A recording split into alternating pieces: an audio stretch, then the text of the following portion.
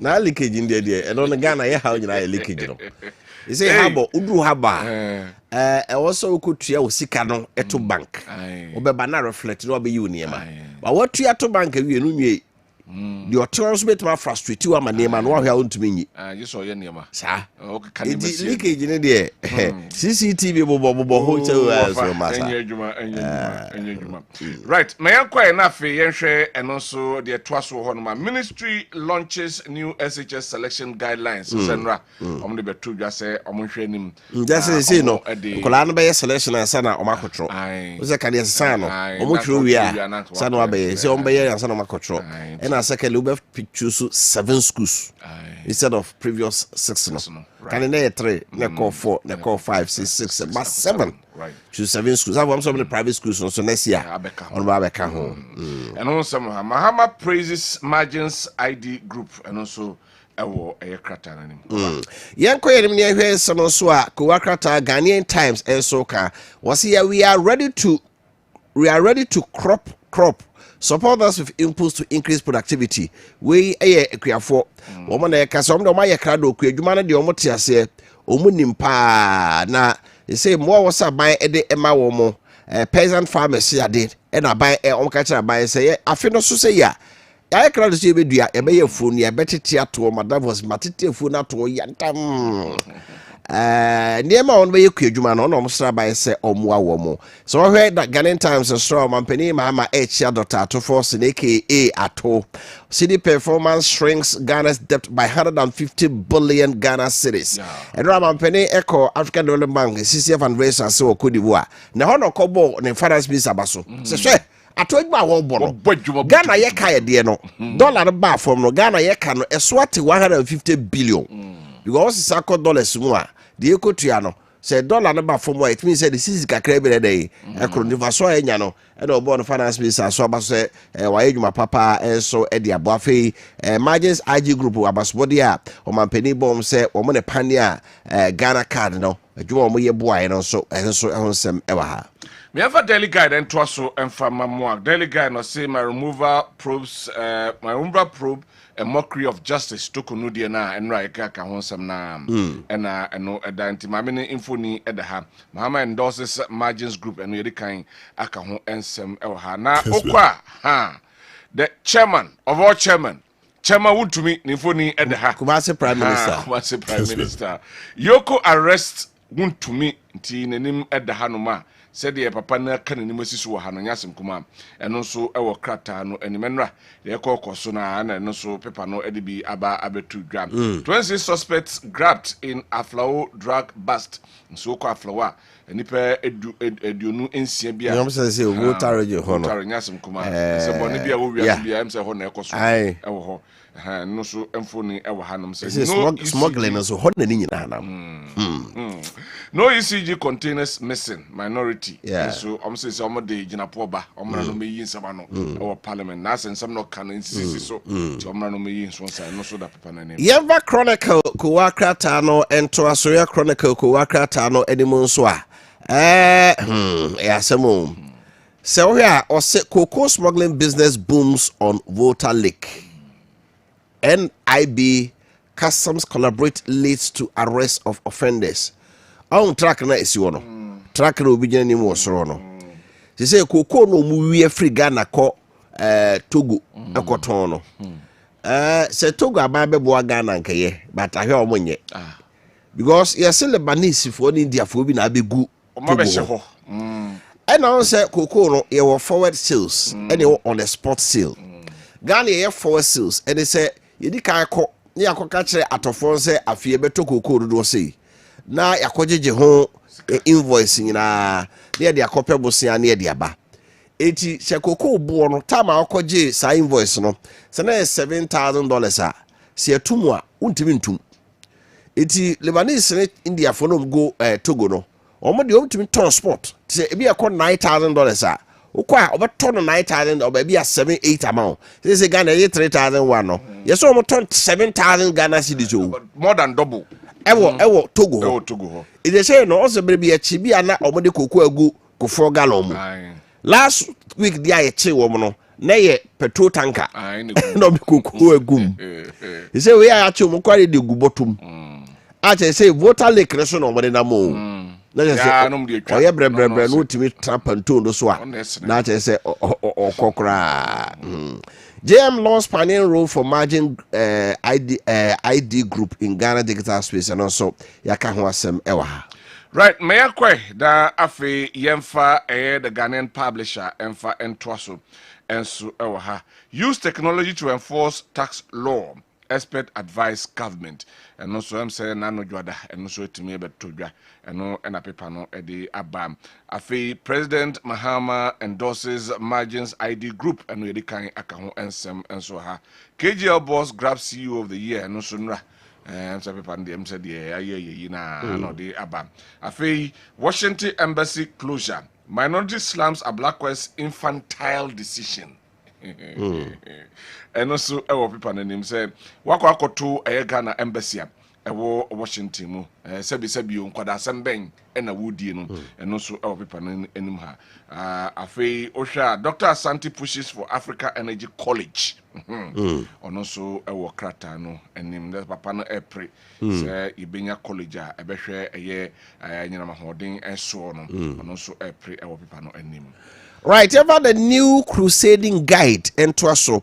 New crusading guide chema wontumi nimfoni aba. Da okọ first day no okọ on say na wa hye na yi kama na obuagu so. Nimfoni ewa ha. Was wontumi languishes in Yoko Kula. What a caption. Want to me languishes in Yoko Kula. Yoko Fuape Kula. Die no the amount to me. Asa. Ubiabe wood to Biaso. No, a KG of Abasbody no. We don't charge fees for scholarship application. Get fund for say Uber Dada or say open scholarship. I just application fee and general credit. Abedon for emotion. For second term bid. On the GG president, na GG abato no ebaso. Also sa pakunyo bio and also nyakwakate wom. Yeah, for the Ghanaian pint and twaso emamwa Alex Appiah Adade named CEO of the year. I can't want some afi Maakye Omampeni His Excellency John Dramani Mahama Mfoni Edahano say we have reduced our total debt over the last 5 months by almost 150 billion cedis.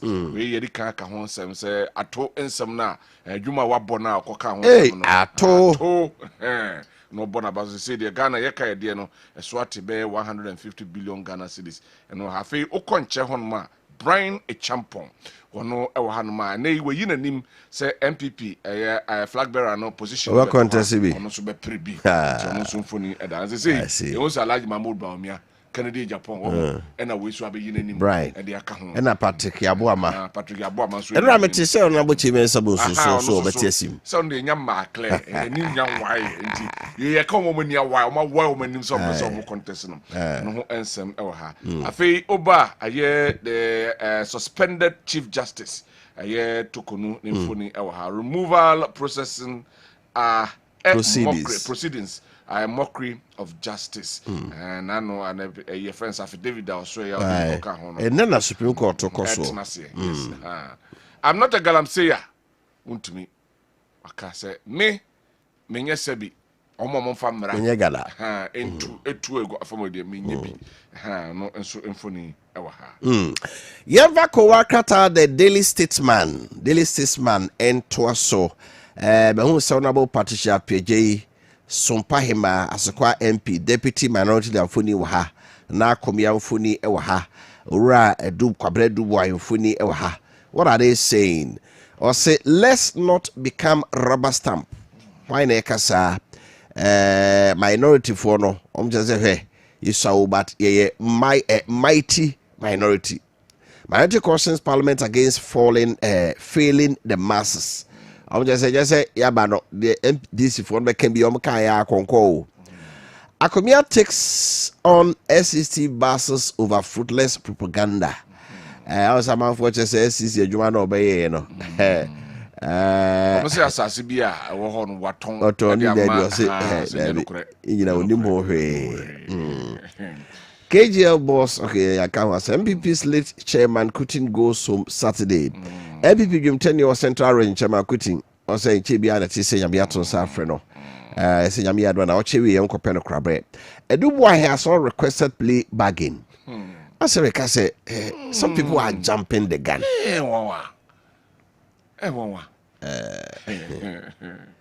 The panel bolo kwedu. Attach na be kan. Also on request for play bargain. But who the entire deputy attorney general justice times a chinchina waka say plea bargain ebem. Say me be patch or sampa sika na me wia. Me the beba no mo jabe. Right, for the daily gists and twaso and mamwa. Aha, hanum and infoni at the hanum. Job for the boys.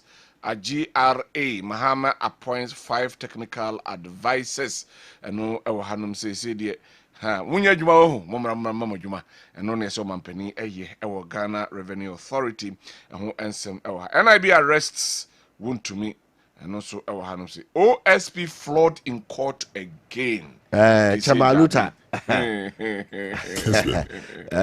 Kudin Kugu. Ave Chief Justice here no so say.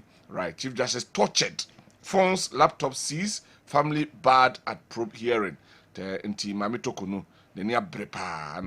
Minority demands answers over ECG missing containers. And no, the kind akahon ensem. Afei, asamna na okanu over. Nasa masemi asem ya na minchatro. Ene dahe. Minchatro. Esedun Ketia's voice sideline over 2028 presidential ambition. You see. Ene dahano. Baby basa asem no akwa ayi because ye be kure mu achewo. It asem no hu ya yenka. Ene dahano. Right. Ohankwa. Ai politics ye nyina wi ni power ni wi a. Ne ya kire say ye na power ne ye dia. Obuaye ne di wi. Obuaye ba o se na nka ho sa. So na na do abanum. Your notable prominent people bi a ya te obi post obanya bi da. Pia obu nyina egu nche. Da se dun ketia pa de nka de wapota ma fi oji so dibom. Se dun ketia. General. The only chairman general. And I'm anyway. Aso to kusi. Yeah, to us the for the Daily Post. Daily Post go akata no to us. Energy Mr. John Japon funi wo ha. Was a time for Ghana to adopt bold energy strategies. Energy Minister says so. I was say Ghana, ye nyina wo de onsem no. Enya da bia na wo ha na nkanea ye say ye de ka na ho ahwan. O say de na si fom. Na ye niema afi de kanea wo ha no to betwa kra. Bi say green energy. E bi kire say ECG privatize it. E bi so e kire say ekwane a ye fa so na enkanea no yentua ebo a benye sika na ye de atua ka no. Ye hwe ho asem nka. AG opposes suspended CJ's bid to halt ongoing removal proceedings. And Attorney General or the response by say Mamena Sabo de buy any no on Yadri about Togo. It's a court tomorrow ne Supreme Court betrayal. Want to me takes cover in a hospital after arrest and interrogation by Yoko. Yeah, question. Also want to me Eneko Yoko Usana Samoa or Meyade near man or so. As I had the advance real. Tia mo hwi why obi nyare ontim gaso yare tip alleges irresponsible mining by JNASSM secretary we so ko bi omo ka se adwumakuo bi abagana ha kwan fa so to asase magudie no emfa emra kwai so ye for the new trust enwe na ye ntoso hanom Ghana's Naomi Oyo Ohene Oti wins $250 million Asta Global Nursing Award. And Ninth Ghana CEO Summit KGL Group. Chairman Wontumi granted bail after CID interrogation. Professor Kofi right. It's here and also the medical akano. Yenko de see ewo Yoko office enra. Bra Chairman Wontumi CID for granting a bill.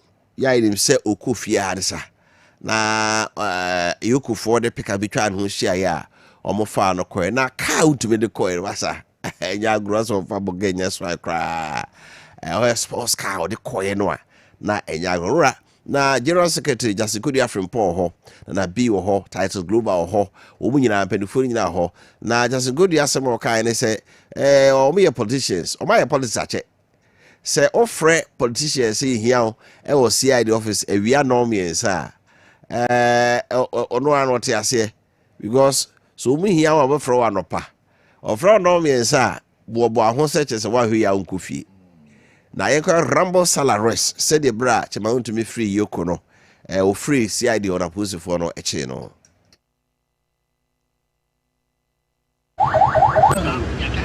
yes sir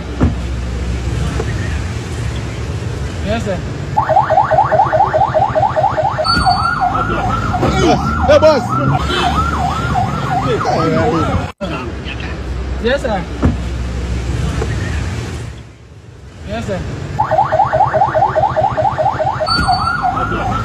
okay hey boss no from the car cry on sports car on the coin no na o tremo a usifo yoko for no pick up na yenko ne yoko office chese na nya agro ni se na ya police for be 9 na odu ba bi ano ye den no omoto sa frɛ asojafo e ba fi se MPP chitafo no kugu ho a na omoso omonte ase ditira chema wontumi se mo hia na nka mo invite na obeba na mode eifo aba ba kyere sa yenko chi di ho so ekoso Let us know what is going on. Let us know what is going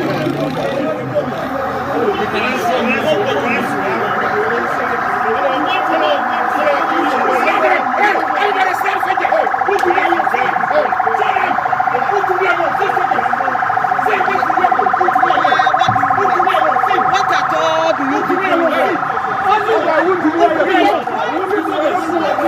Why don't you make 6 soldiers? Why don't you make 6 soldiers?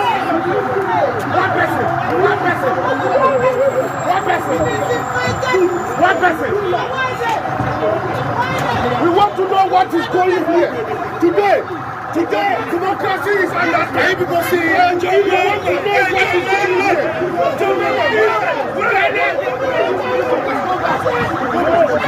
We want to know what is going here.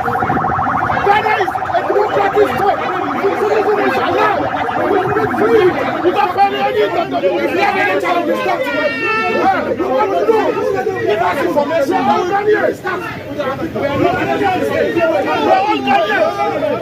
We are Ghanaians. We are Ghanaians. And citizens. We are Ghanaians. We want to know what is going on. Let us see. Let us know what is going on. Let us know what is going on.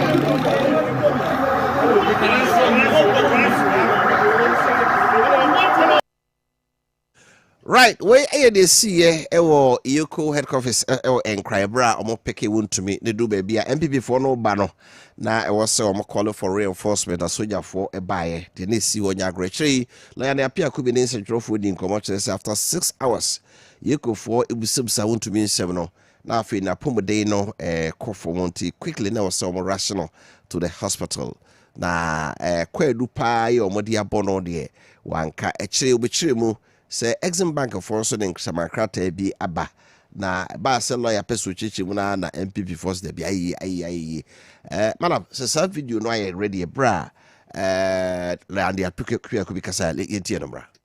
My client has been taken to hospital for medical treatment. So you've been in for about 6 hours. What has been happening in there? We have given our statements. They preferred some allegations against him. He responded to them.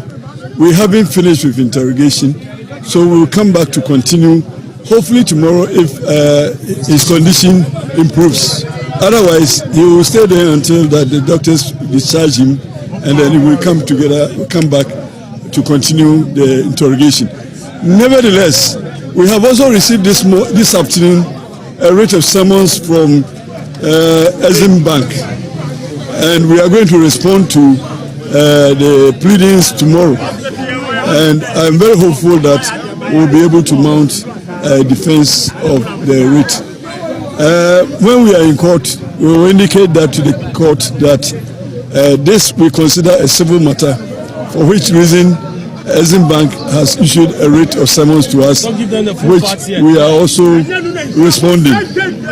So this one of a supposed criminal investigation, I am sure and confident that we will be able to also summon a defense. Finally, what's the charges that my client has been taken to hospital for medical.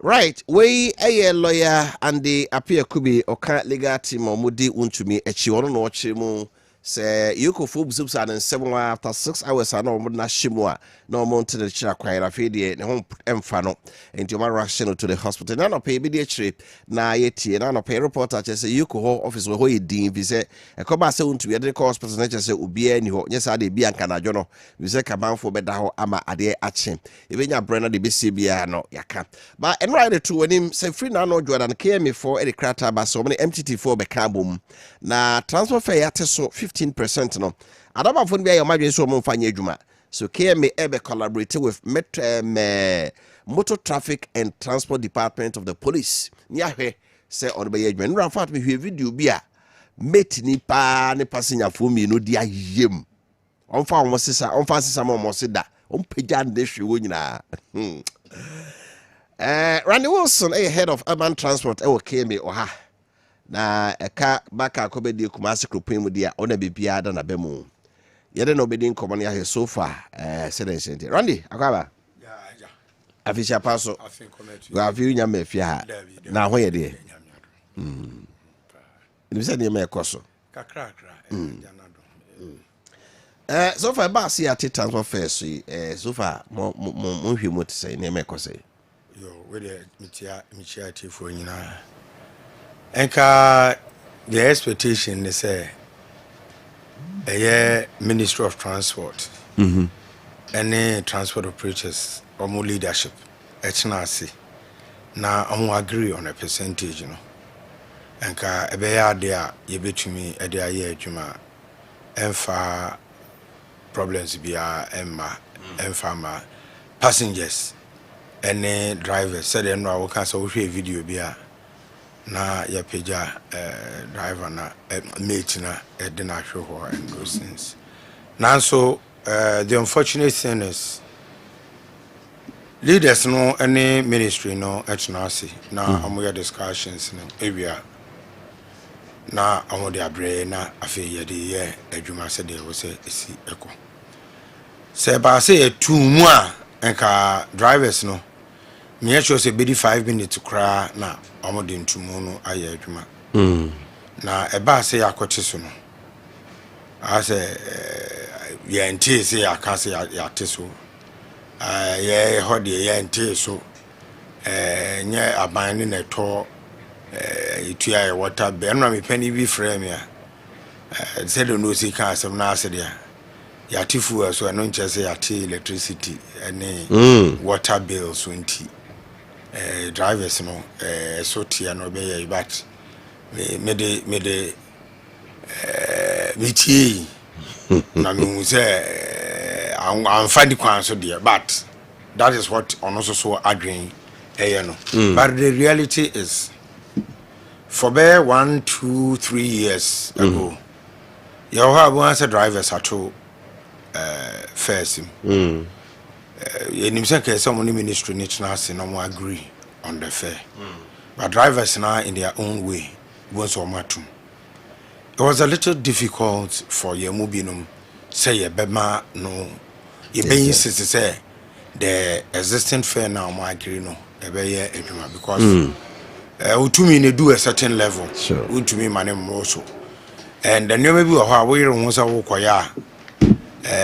ya ma party yeah because all time the system inti ya na a little careful your junior demo but unfortunately enforcement also cause near to me maintain the agreed fair no so into drivers in their own way increased fares our palm person yeah system be I build or the office wa say percentage increase and a decrease ba ya formula be at all and one say they are shame yeah the shame are based on old figures are a year existing no e be calculating in na dia mai just at a click of press enter na it within Kumasi and an important there that was it but and I'm saying into monoba and based on percentages from the ministry any operators now agree no so our system now building you can't continue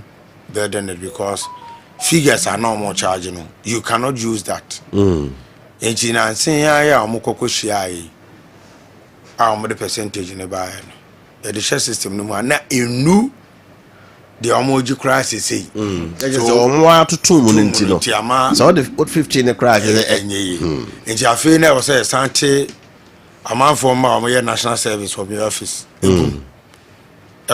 around the various stations to pick the fares. Unfortunately, drivers nibi obano be do no be sa so that wait me afele and I'm so names a lot of adjustment abenti no person de ma figure aso be ba national service ni on na mabiem aba be do station and then obisa information na wa truck keke and also so minim say no so say to about say no so we akohoma wo minim entina aye den say e ade a e smooth and committee ha make say no answer can be the whole file must send the amount to why in your spare time you could be mentioning some of the places near a boy so much but you hear say be and adom dom ye be to me around you na kakra kam no ye to me agi na just said the GPR2 for no mark calculate on the buy no enye the true reflection the woman say omo fa fair ne neighbor omo the percentage increase and a reduction and neighbor and it is a free ha ecotech 4 cities na say ya 20% your formula no we just put in the 20% now I calculate new fare no nti be 4 cities plus the 20% increase and we na a 15% reduction no yeah the formula ni shema nanka the aba eno na obenya the actual figures no the aye adwuma na the no so yeah the nkro no din na aye the one the free and cry eba no e bia na aye 1 to 2 kilometers it won by the na aye no adum udu labor and asaf marketer say amakum traffic light we it excuse me ni nyina wo so a na che say ewo ya eno answer ke aye na yatumi ahye ba se de na make no ye be bomodin ase enne by close of day no na yatumi enya ahye na ye nuanom driver for say yentumu I'm telling you if you okran ka we am share say reduction emra 24th and come here meeting one cry we am say Tuesday no share 24th no and ka dey chain Wednesday na ka come start here to but one more days at least every man no cool it down and sun has started 24th but 24th Monday in mayor ATC krum my officers need be call around it is a regional minister society and call for out to check on this. Unfortunately, information about nature say the drivers had not reduced based on the percentage now. Agree no. Enti na mana star bi kakra. Enne ma me your name regional police MTTD commander Edi Nkomo. Iti omudi Nkomo wie no. Eba ne say enra no na was a police for HC Krum na omo check. But nyina so commander won say there be yakwana chichisi a be yidinti a lot of education should go on mo frɛ yakasai other radio stations and no mikasa radio so it be 6:30 am all the way up to be 10-11 10 ho be ne break here omo 11 to 12 news all the way up to 1 and also 12 and sun and you so ye kakakra so agum but ye hope say education no ekoi kama ye the phone numbers to ye capture drivers ne say my passengers ne say obigio the old fare ana or the big count now wan the 15% reduction na free ana send the message no fa bra line number na ye de ma no so bebre na e de ba ya compile ni nyina ye hwese de ene atwena ebeka enra ene ebeka bom na ya report no come on de ama police MTTD na make sure say drivers are aid sa adwuma no say barkese kwan so na nipa ne wo na wodi sa adwuma na ebe make sure say che ba ko mienu bi a ebetumi a serve as deterrent de ama drivers no ama omotumi edi enra ne so de bia ya me kasa ye nipa enti se nipa na atena ase na mahemra ye momode ase ya ye bedi mra ne so ehun konhia se yo se fa another nipa de bedi wachi na afi ye punish wo ne ye je wo card ye si ho na ye fine no ne wa enye esa na wo mu obi aye nipa ache ye kan say montum ana do point among drivers mo tutum yeah say mine mu say the other time na nyoma tie ne wan enforcement bi amaso to insist say monje back to the it is say enne akoba no someone agree say there was a reduction but we are expecting that ye ni pay ye bema eno aye adwuma na akoyese sabe ye say obi HSC wona we de court ne ye de enti nkakrakra yeah we say let just say by close of day today no mo be compile bipia the fridge na record here MTT4 baby o hono mo MTT4 kwa akwa so mti bi gina ka na ebusa ba passenger for no it is saying o mo charge with the right fare MTT4 mo no cooperative on that ono mo ye baby yes ye ne mo ye adwuma ne pa enra actually nana nsa mayor ne MTT the regional commander Asia omo ye discussion we no mu say I was said the press statement about the press statement in ba yes I say ye ho education but yes so omo san hu say omo mienu and a few other people take a decision ebiana unions no were certain genuine reasons nti ade na yen from nti we are 2 o'clock mayor any police MTT the commander plus me coordinating director is share representatives of the 24 unions no nyina ni share and we had a very wonderful meeting and in the sense mayor share we can straight say this is the decision I'm taking no rather no jai them transport operators me say more challenges are more anything so they outlined a couple of challenges and raised issues that they needed to raise. And to raise all the issues you're thrown in mayor, you saw the mayor taking notes of some of the issues are now raising. Police commander take notes of some of them. And we na moka edibo mu na afi almost so de enumunsem ede ema ye no na akoye NGSM on the part of the transport unions. Kan ekra say omo je extra fares any entokwa bem no anye station cars omo ya sawa any short for enti omo bi omo pono ato ho say wa opesa wo join union bia na odi adwuma no omodin asa wo beba omo say omo na adwuma no ye den because GPR2 regional chairman ono mo ye meeting ka say wo abegye abros bi ombe sanction ono wa no o show bi ase je pasa je say mo na mo betimi obeye na adwen so say freedom of association but you see freedom of association wo ho but you have the freedom to belong not to freedom to be free and me wa hey me mpese me di emra ye de commercial drivers adwuma so enti me nkonko faka enkosi krom se me kotwi na me de afa passengers because e bi emra wo ho me mpese but se wa ye wadwen se wo betwi car e de afa passengers from one place to another aje omo sika e wo mra e wo se wo de so road traffic accident wo ho LI 2180 regulation 121122 and just say e wo ho just obey transport commercial I was so belonging to a union wo union where I was so loaded from a station and a terminal and a loading point at the amount wo here from loading point at the amount na I was so with destination indicator sticker no efam car nanim just say aha na wo ko you a trade union a home, a trade station, a trade service, be a taxi, trotro, long distance, a trade, there was so. What kind number no bosso? That's a more enforced problem with and then it was so cheap fair now.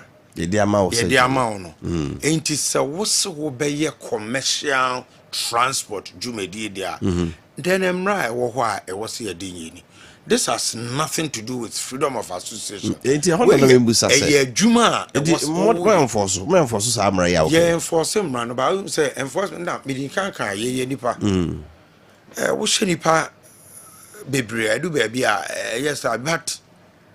Say gradually you move it towards the point there was a my enforcement a bem kakra and the advantage I want this time they say unions no and a push say sa dwumadi a ewo ho no e was say yema no eba so in the past obefo bi ba your national service or office what did not kwakotena station so on data collection obeka kwakotena station or the whole day e be a form ba ko na me enu pe no betumi afele driver will be send we me house number me name me license my family oh so they make the work a little difficult but you see our unions na so mono and it's so interesting GPRT free branch executives me call hokokasai protocol for a year commercial and some of the unions no ebo modern so me gather on call for your call if you okra mo share kwasiada we'll go there and then we talk ebinim Sunday and ebinim share am frame me but they called me on phone I got the two speaker na wakasa and so we spoke until you who the collaboration if you transport unions no one air to be very very good. You hope it's a better one. Near to me, they are building database. You see, in the past, I near district animal. I'm sure car number no. Into what we are chairman, we share Appiah no electronic car number. Miss me as chairman, Michiana no electronic car number because once a while we will do a station. We share penny so or no so actual. Into Omodini in our buy and I the corporate stickers no. Now you duplicate because three of us. And the binum Kabako Union and no be so every no Obano Beji free or the core station now a quacoton at a price way beyond the Awasoye and we are as a Menemi office for no and ya printers take near the Amawa for the back room near Palm no chano me pesca Basika won't tell me mempe inti sadia open station hen wo members den ya fill form the amount wo the forms na ma wako fill now the abrent to one na wo de brayen say wo members no mo 72 kan numbers ni sa form ni wa fill bibia de amaye na yakọ enter war your system no so you build a database na sa database no de ma de all printer sticker na amaye amana use yen control na yakoye mistake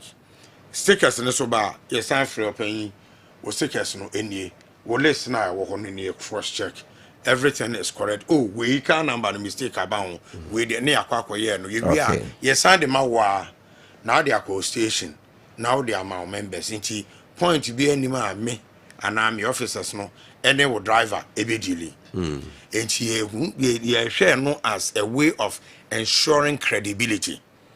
It's wo station master and a branch chairman and all this information and they are building a database.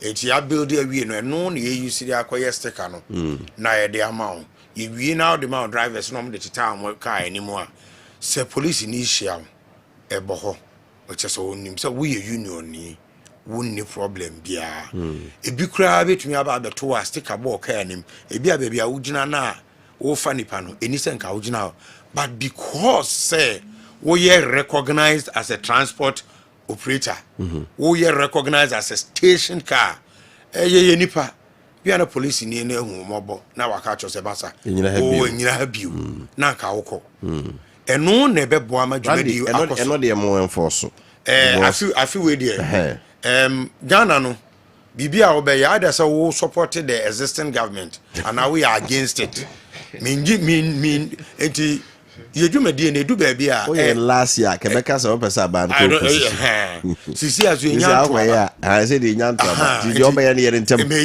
bomoni ka Judas said the anya me edru 2020 ya ontumi nye madwuma me yenti de bia me opposition because I will try to say me ye de was me and the owum bia be ka cho say wo mama ye unpopular corona ba ye who did a very wonderful job e ka kitikiti bi na nkasa database some ya ye kan ye awie ye wo ho anipa be 10 15 20 bi e ko pani bi ho a ye ho a ye te ya say adwuma na ye no ye ma adaba for both webuafu anya no man to aba so we had to stop last 2023 you started tricycle jumedi edu baby na ka ya den but ejana 2023 anya election year yetumi the firm yes yeah the aka no ye hwa na ye ban election we didn't we are near problem enti ye twentwe na ase see am minister chair say otumi etwema so won say adwuma e wasa me ye na me de political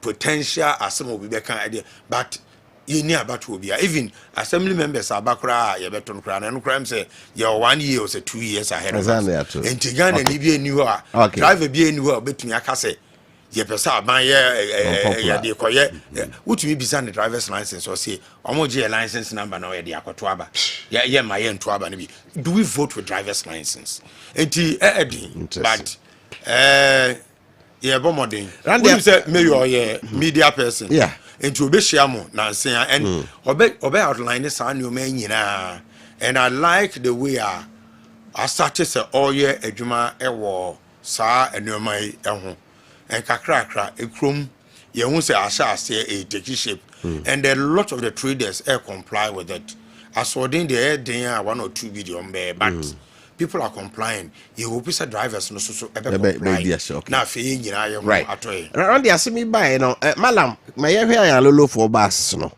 about for can say buy e na nka public transport no ye adwuma ka eno no wo form a wo do trotro kusuo no obi amfo a malam ye hwe video no ayalolo bus ko yard mu ho a orebe ho enkrai kumase what happened? What happened is what happens to us as Ghanaians. You see, your maintenance culture is one thing, and then one thing to me few years I made as head of transport department KMA, and I say as a planner in the civil service no, and he said we don't wear juma bibria. I just saw we nya bibi wom, and I say just enti ayalolo basis yasama woken yakoto bas no e de bae ministry to basis ne bae no be bre 60 bre yen wokuma se say emfa nya adwuma but as part of the conditions for the purchase repairs no were supposed to be done by Scania the manufacturers say na so ketwa bite anka betumi afa junction violet na de ayeso na tumi atu na aye adwuma because of the nature of the contract I want into untumi fa junction valley just open janded ne call a University of Ghana business medical school eho and there was here on enti a very simple repair acclaimed mechanics say what mo he TV no mo hwe ayalolo buses no ye ko omo yard mu ho no omo buses ne ku no. These buses were supposed to serve us. Was around they can 60 Kumasi. Kabay now atonsu tech swami kwada so kwan so enam so. Na nko mo twi ni peba. Ayalo for bus no in go no. Randy to so. Enti the maintenance contract. Who signed that contract? It's signed from the top. My committee be make kasa bebre say you can't say this here. Go to your parliament. Talk to your people. I mean, what this decision is about your pay grade. Obe can it debut into obe kan one to no abe trans. Enti edu baby I serve on the board as the head of transport department. Me wo board as a technical director. The bus is you go on pro. But the agreement Ghana has signed with the a manufacturer, says that a repair bill and then after a certain number of years, where part be or there was some cra and son of Modiaba, Random in young wage, maybe Yentia Moka at the ministry, Nebania, another thing. Oh, a whole lot of things. But when some of them are such that magazine, we can easily get these ones to be worked on and they will be on our streets.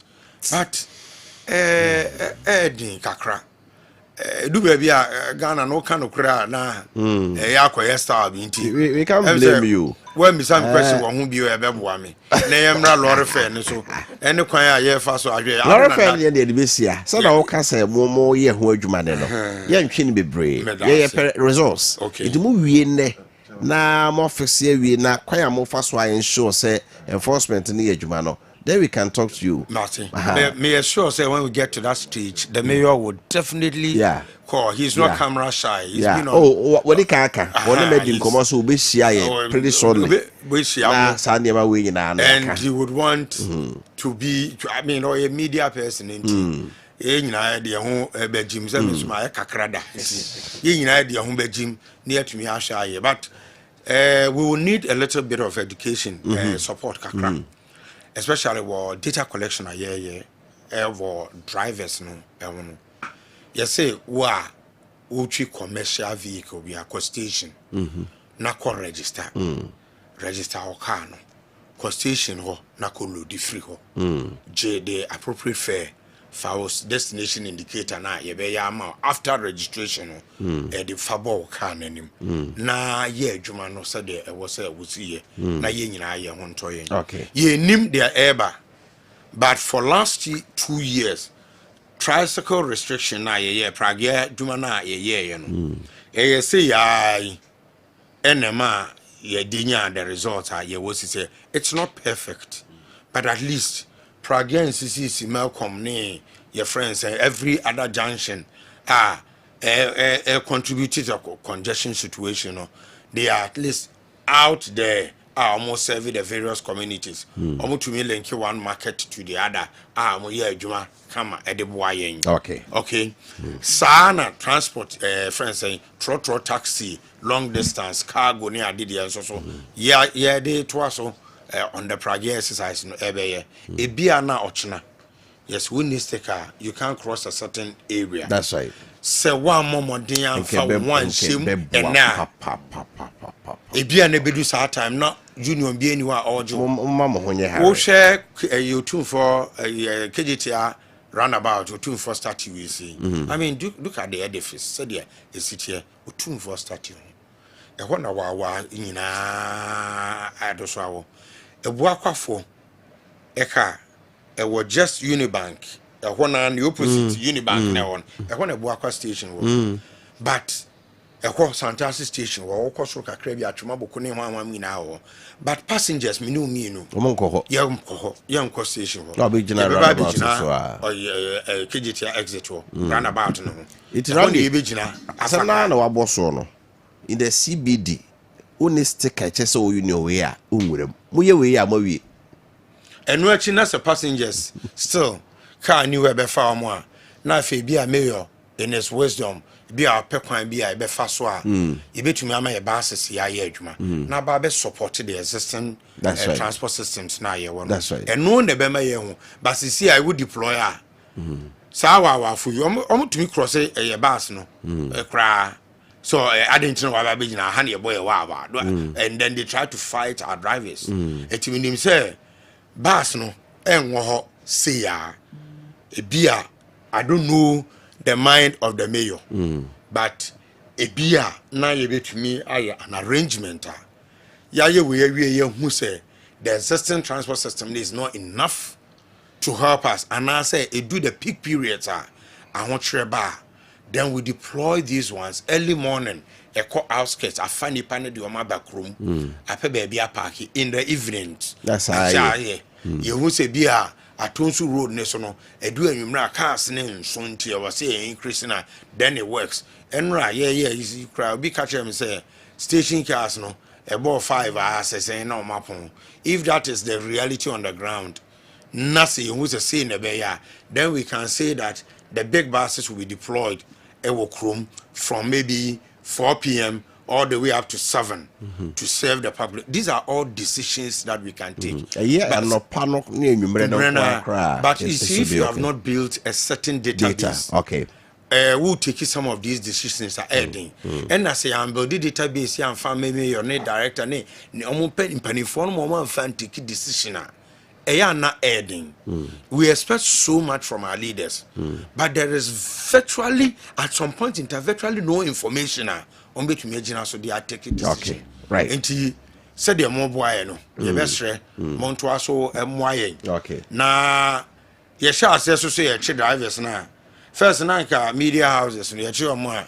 Na drive a media houses see and I came me for sorry I know much chamo and no much but now say those statements don't come on the media and you better mercy for your support and you hope you see and say ever can be brave. Kumasi media more munipa and abe mayor of Kumasi and to media saying I can't boom na yenen ye adwuma na Kumasi fan into my pa Efra na Otumfo city eye Kumasi kwa fotu kwan ba behwe the Otumfo city atumi aye with respect to transport, with respect to trading and work kwan ho, with respect to efia ya generating obi said afan ball afri fie no dey aba ade KM for adwuma be na omo ye no abeto to be e so de to nti Wofa. Okay Rally and I say some doors next time Baba Bio. Yes, I better so Yaminka home. Right. Random Wilson and a head of urban transport or Kumasi Metropolitan Assembly KMA and I know Equidin Komofa and Nama Umutu Sebe Adraba from the comply and the Ayalulu Bass by Nanke Ye Juma Kawamun was 60 any Kumasi. Don't know say ne kura etua ne friends say mirror kura etua this is Kenya for the bay and they are packing in not kura etua Ghana not bus in any egu tika we wo ha system ye deploy they are tunsu 5 quite so 5 so am 5 na atwi ni pa early mornings late in the evening nanka ayesa adwuma na ka we nyina be free right ke odi enkoja somra somebody ka Jones free Anto Esquire one also chairman of Ghana Retailers Association Radio Bedin come say International Nurses Day no eba and ye ni bedin come ye come na na fantu dwa say ene fa phone na bo *06# *06# na hwe so qualifier na ewiase sa nti sisa ho bi enkomayen fa mbe show say wo na wa my ecosystem no ho aba problem pa jopi tiko na ho ye eco friendly omre MTN for say the yisem ba ko seamless obetime nya sims be miensa and numbers be miensa and na edi egu phone so nti eno ano no *06# no wa check it o check na say dem pepepepe na akoma MTN app no so na afi also wakwa follow a procedures no so now so wetimi akọ a seamless wo yemu nchiremu a for 100 and ase koye digital channel no so na ne ni enkomo Asphom be at Asphom now. Asphom say Anthony said ne wakonwa obetrem wo dem office ene papa obeda so no aso da ye pasumie papa do ti beto so na watimi aso da ye panya dwempa ba ye adwuma no ni nyina ye Asphom for so de papa be say o ma 30% discount in ye pa Asphom product be a to be no ene 30% discount so but more than also be taking advantage of this mega discount promotion na product be also here no more than kojo de visit almost showroom be a bear will be a omu Kumasi Santa Seta for Ahojo SG Mall main office here or Melody showroom here or Kase udru hono mo a Asphom se be product ni bi na yatete bono so papa na enso mo fie so ahoto emra was ye process bi na mu oba also edwo Asphom product bi a open no betime deliver utu aka na AI deliver e de abra ofie masa mu be 56 and 919 from 0542697487 0542697487 0556579214 0556579214 be an Asphoma now. Asphom, feel it, know it. Kessben travel and tours and country say ne ano pay so peso to coin or china peso to coin adichi peso to coin who are going to share over nim now pe kwan be fa so be fa wiem no to coin akọ na udisan ho kwa de na chesa asem na ato wom bra Kessben travel and tour na fe wakonso enkomotwetwe nyina ho afutu ho senkan nyina no yemfa ni nyina enso emfa mam na wetimi e de akọ na bibia enso akoyi e de amam say hotel na pesa o ya na say consultancy ho na pesa unya ho afutu ana say ho pesa o hwe flight schedules na sen enetem flight ben na aircraft afekra de betum kra de edwutwam nyina say nei wa ye ohihye nyina awie akaska de betwa ticket de akọ ho aye den e de amam bra eni ansin konya ye betena se ye be hye betwa ticket no amount na odi etu kwan no na wedi hye ne so wo ho Kessben travel and tour ewo Aseda house first floor ene ewo edum Kumasi frame 0209 4349 99 0209 4349 na yenyo so afi Kessben University College so ka so we SS now pe admission ko university a pe school or more accreditation Ghana Tertiary Education Commission JTEC ajo matuma mom accreditation ti o certificate nyina no efi KNUS na ba course me a Bachelor of Business Administration, me Accounting, Marketing, Human Resource Management, Banking and Finance, BSc Information Communication Technology, BSc Computer Science Entrepreneurship, BA Media and Communication Studies, BSc Nursing, Midwifery, Logistics, Supply Chain Management, Yinano or more a year. Now, entry requirements are so we have 6 credit passes, 3 core subjects, English, Maths and Science, and 3 elective areas. So I get in this about 36. Now we are mature student when you fear do num air cross or qualify bra. Performance be eto ewo multi-credit service loans krabate bi o Ghana afi Kessben University College City Campus we dum abrosaye ni Aseda House edi nhwe ni mo no afi Kessben Media Kumasi dum Aseda House na afi Kwame Nkrumah Circle Kessben Twin Towers abrosaye no mu omo main campus no ewo Continental Lake Road eho eda omo wone won kasa ewo 0501 6373 0501 6373 afi 0264 170475 so ene yare how yesi yade ya obenya wa na free yade se nei se amanfo no adofo obehu omo pa na yade abo mentwen ema yade emmo enkaunto ho ansana wa hwe anu eche nti wote se bibi mpopo ebi enkoye obodi ni mu ana odumrika na do ni achemu aya sabia na bebi ahoso do woni kire Grace Gift Herbal Clinic and Laboratory Services. Yen and your qualified professionals are. Yade hama any ebibidro ede eye dwuma. I'm out to say yes. Wapomudino esisi so. Apart from yade ambebo so yade bia kebia yesa. Sebi obi anaswasi eno yentimi ensa. Obi asebi kwata aye no yentimi ensa. Obi ane efra beye mfie dunum ekro eno yentimi nsa na fame obi asebi oya chacha eno kwa ni yentimi nsa aside that yade bia da wo de fa bedan adwoada ekosi kwesiada ye be apono anopa no so kopem se nonum ebebo na se eye stroke na etete wo se eye hypertension emoja mroso se siche yade na etete wo se typhoid fever ana malaria na hawo hepatitis A B C D and E na etete wo fibroid etete wo Osaye ye funkro anase mkro na ehawo ho cancer na type bi ehawo bi afabra anase sebium we bema prostate cancer no anase prostate no aye ekro anase kro abetom anase ya na ye kese fabedan anase ho namdua no sansan yade bi abebemu eno so yedi ho enkomo oba so sebi wakoshe kuma no enema enhyeda enkoyi emfa emma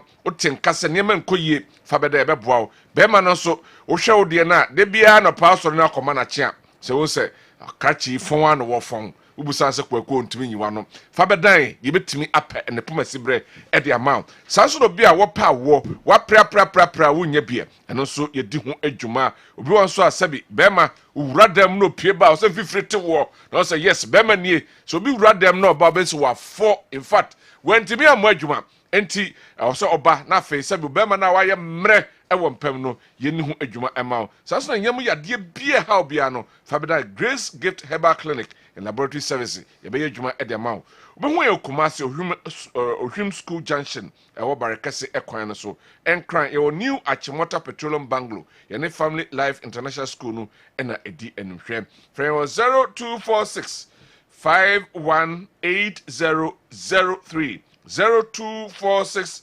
518003 and 0543 320030 0543 320030 na yenjos medical dia tudwa se edwuma firi dwada ekosi kosiada anopa no song ye bia yapono no num na yetum. Bank of Ghana for Gusora kaye se the pabonfo bia ba enam so me foreign investors o maba na so do sika ebeto omo ho a obema onsi hu bocho.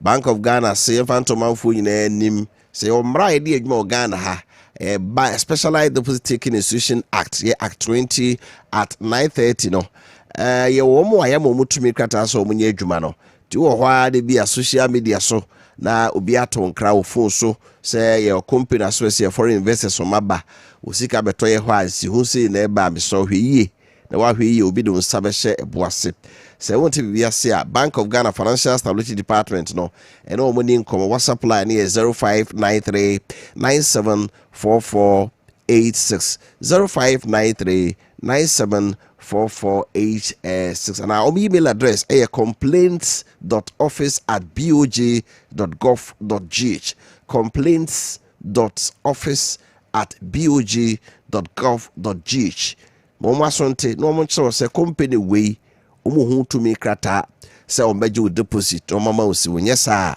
wa hwe ya na asem ato right yakodwa so ba yes amrafie na yebedi ko sere me kae no Yera Jones afie Anto Esquire what adwum training Magana Registrars Midwives Association Santa Region wa ha ya no ebedi ko onim se afi biara no adese forward da obudi nyame yadma ye woda ebe International Nurses Day no baso ya yetie de obonso kamayen abane makwa ba bejo so na ho ye de nyame adompa cause International Nurses Day what is it? We are seeing through World Health Organization and the International Council of Nurses. And that you me our nursing professionalize no Florence Nightingale. Now what done? A fall on 12 May. Inti sana watching no. Especially bosumi May mono. We are seeing nursing the International Nurses Day and Nurses Week. Na asante mantemu na otwi na yeso so ye de ai be wi efiada. Na no so ne egu a ye de mo de ebo nkomo yi. Ti sana etie da wi ase nyina agi atumu a nurse fo wi ase afa na nyina drubo mi miemu dia. No more ho there. Boy for last 90 gay ho enkomo kakra. Yeso na de nurse by. Obi tie what do you know about her? The hwemu fo aye e kire se onomom de credit no ye professional nursing. Say the nursing adwuma ne sitie no. Intimi nsi se ono kire se wo nursing school. Inti sata ne ye den. Inti professional nursing so what the adwene ba nursing so as a dear contribute to health health outcomes the ono and the credit no say Mama Florence Nightingale and started sadly no nti ya agiatum we are saying agiatum my friend mother of modern nursing mother of modern nursing it afi ediama be sa na mo ni yamanfo di honkobo afi asante mantemu ye twen adwene asiso se yan apomuden yenhwe nti ne dua make say ya me wa hayi okọ krapa park so a GHS park so a nurse for ahodo akuku dam specialist ahodo e wo ho a ye health screening e free any aso test ahodo ade bia wo fa ne say public health me hunu say wonnama yesa nipa nka fibia wokọ ekohwe na yade a eboroso anto bia no yo park so ye ne sesi a na ye hunu se nurse for ya nkasa so ya brabo ya se ufiri fi a na okọ adwuma na oba fie na okọ adwuma nti enoma ye kora ebo ho dawro no ye ntimi enye nti ena awie so ye nurse for no so ye be ball kakra ye be ball e ma be ball na me ma so aboball no so Okese Park ewo ejiso ha said ye be ya omo di agora che omo tu America che no yenso so ye betimi ahwe free say and some I so no stress and name no doso nti ye so ye America cry so ye next week dey ye dey ye normal e boy so apomde na mo so no djuma no mo challenges a mo pa bi ni sen fa nursing no se ade ye mu bi emra ye join ye eni bebia aduru sese no tumre bi etimi tenase na ye dwene ho se ye free hen ye ba hen me unfortunately ka ese me kase eye especially when nurses week mu enso so me kasa na me twantro a kire me nurse fo ne me midwives no emra nursing wo mu sese a ne de enye kra every say o shase free frustration shase free school be si adwuma na wie ye kra ye chief nursing officer no frustration shase na wa wunim enne nursing shase Ghana me fancy na training college na eko nti emre bi hwe early 2000s nurse for no shase so mo ye diploma na training college certificate ni enu nyina na certificate ni ko ye diploma na training college no be ye diploma ni bi na training college no way eco degree nurse anyway nurse na sa go back to certificate really no no and there was certificate holders, diploma holders, degree holders. E won nursing. So na bi a obesi nya 3 categories nyina. Yeah, any guy senka de kire so anka na nka e wo 3 categories no. Certificate, diploma, senka na so ikaye. E twem wo wiase ba bia. International Council of Nurses standard. Okay. And Ghana make us say June aye kosimi. Ghana best represent Africa. I serve on the International Council of Nursing board. Ghana dibia wo ewiase nursing ni mu no enya agoro dia ye twemu dada se obi be nurse wo ewiase a emere na do senka wo ye graduate enso ne o ma ye no mu see so me fan say teacher for ye no mu see so ene o mu nyina ye degree ama ye nya nipa na ma na busu amumu ye nurse no so ye degree dodo obi aban pe bia obenya enso so yes nurse for nko ade ebi nko ye certificate ebi nye degree ebi nye diploma ni nyina so ebe duru adwuma mu so ade ano so de frustration for so ye de eba every say over obi ani ho ade be school ne na wase me de me ye certificate ya me de ko wie enti obeduru school mu ho obeduru adwuma mu no ano na wo pe study leave o man study leave what the aban sika atua ne ka wasa de akotene school mu bi no wakosua akoye diploma no wasa abaje study leave no de akoye degree enti nka ma ne degree pepepe na de fa na adwuma no anka akora ho nto e bi obaje study leave kro obaje ba ko pe akọ specialize and that's what de akoye masters no de abebo enso so sa frustration we nyina ewo ho efiri nkura no ma me musa question ba ko nursing ne 2000 na nursing ne teacher training colleges e Ghana ASN na nursing training colleges e Ghana ASN na teacher training college ne 38 na nursing training college e Ghana band ne 10 and ne teacher training college no 38 nursing training na bro 100 abro 100 ebi kra so ba beka ho ebi gu so beka ho na wa me mmokuru bi adi na obi an me akonya asem nso ofa bi busa wo kroni bi wo ho na atese nursing training wo so a eya na enye nwanwa so me mpese me bokuru bi adi because me eko Kumasi nursing training college ye ka kuma konfa no che ho no a wa wunim se bebia wo ko school no kura akere ene kura ma mo sort ya say yes obi ko agogo nursing training college ye ba uhuru di entia nursing training ye ewo ho nkuro aka no amafo etie me mfa nsoso clinic ekra bia bi no mo clinic ekra ni kurom ho mfa kurom ho ni power hospital ho kra chips compound ne wo kurom ho nursing training ho so until ye we nyina na utre no mu nyina ba so a na wa utre ni wo mu no aso so onsa ntimi mfa wo madwuma untimi mfa wo madwuma make say nurse fo e wo fie e ya duru 80,000 wow because Oma yet no yin ma post Juma from year bang 2020 from 2020 up to now 2020 second batch e wo fie 2020 first batch and ko but second batch any certificate for e wo fie 2020 2021 e wo fie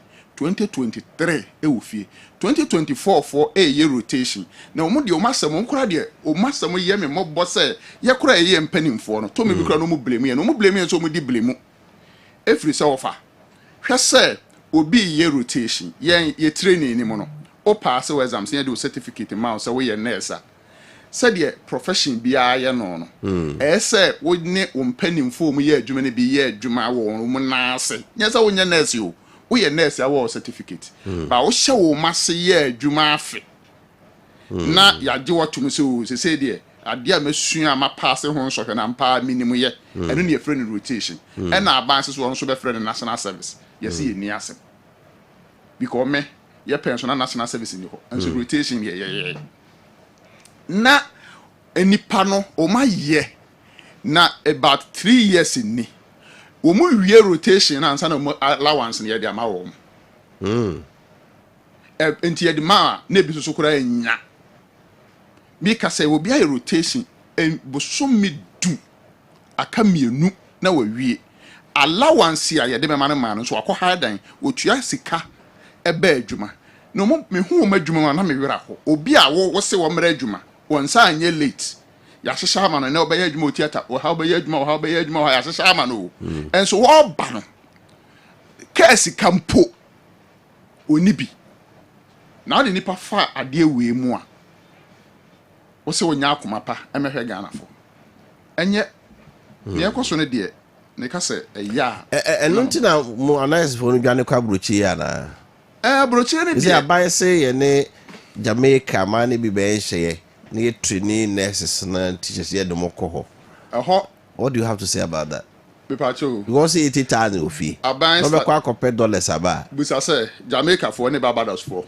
enye 80,000 ofi no mo pɛ wo mu omo pɛ experience was ko konfa no chi na ko hwɛ emergency department wo mo wo ho a with special skills a mo timi manage ventilators ye yare critical mo hwɛ yen no ko hwɛ se akase omo na ekɔ no Barbados omo ko Barbados no Barbados ba ha you should have worked for years be with special skill we ye ENT nurse we ophthalmic nurse we critical care nurse we emergency nurse I don't know more peno enye wo afi na Debbie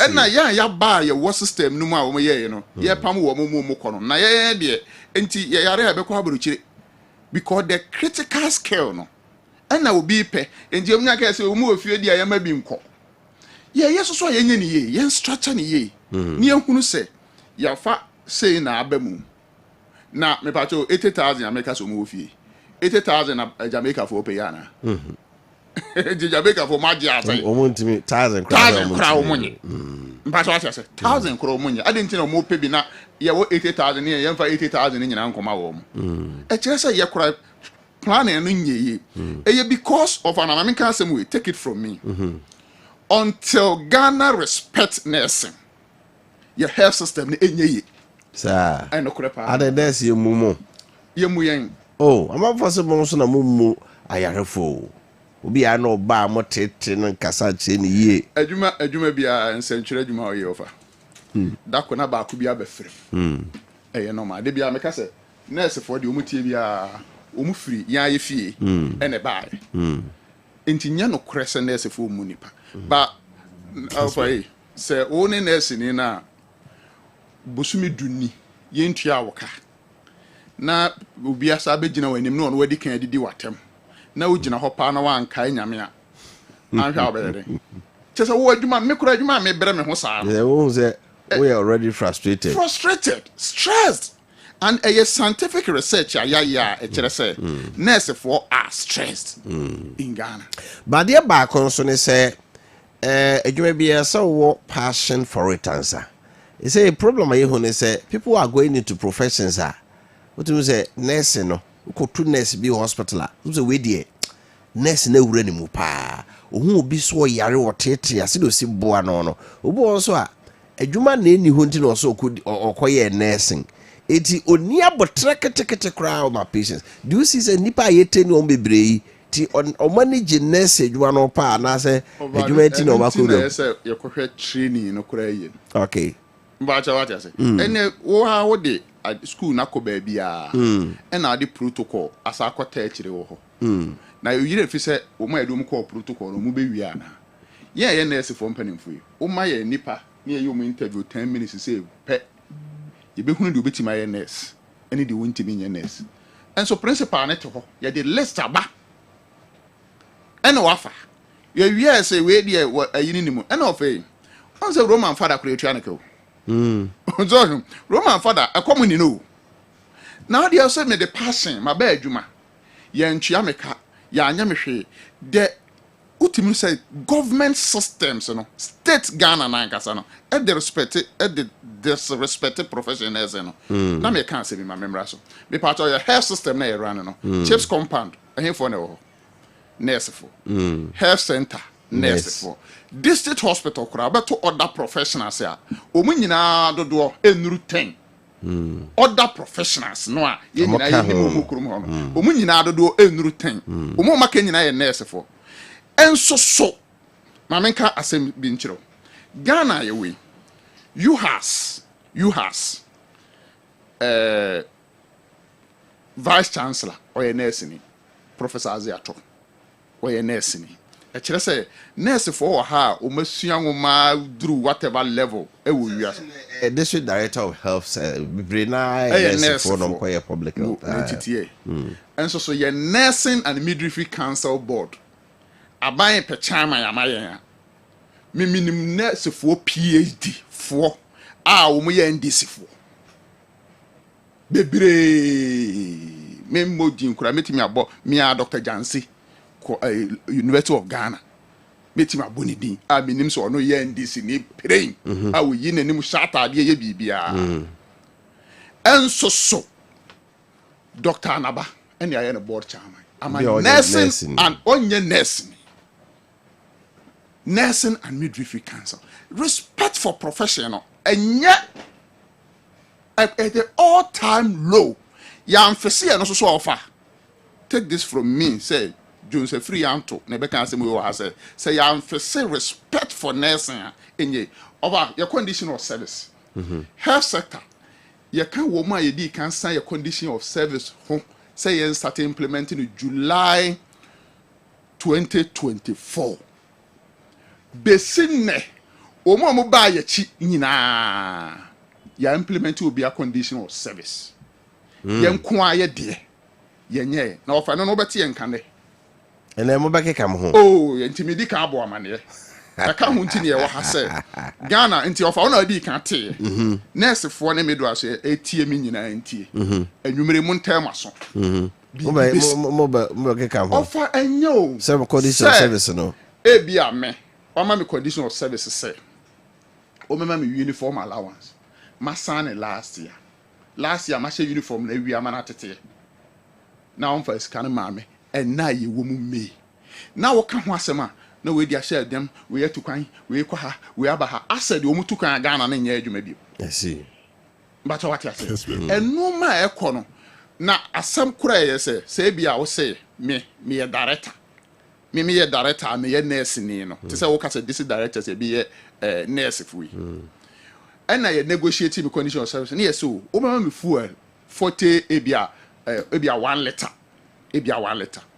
now the me director o the me group di ka negotiate me die no be sinne untua me 1 liter no obi ebe ye ni die akiri on the ye tua na 1 liter no me 1 liter e 20 cedis on no 1 liter e 50 cedis offer what kind of disrespect is this? Say, I mean, asem kure hospital aye we your professional identification number no obia renew no your pin obia renew no afibia professions say obia renew no afin. It is on record say other professionals be brave hospital ho omo de ye times 7 of the cost of one nurse there. They say nurse there ye 50 other professions be the 350 and so hospital de betua ma other professions no nurse for the no ntua and your condition of service and the asem say pin no aban no a twere wo mu say me aban nurse ni bia unya ye workshop wi a pin no metua ka ma e wo condition of service ni mo nurse na midwifery cancer no so ye kwotua ska ma no so ya aban die o over besine aban say sa pin no ontua mechanic bo kire wo so a ebe onwanwa sika a ye de top fanta no mo na so ntua wo say ontua na ontua no mpo wonim sa de wo say ye through Christian Health Association of Ghana na mamen ka asem we charge ntie no kwasem ye ka charge ye ka Christopher asem ye ka compassionate people asem enso said ye charge fo si nya wo mbesi ya frustrate wo no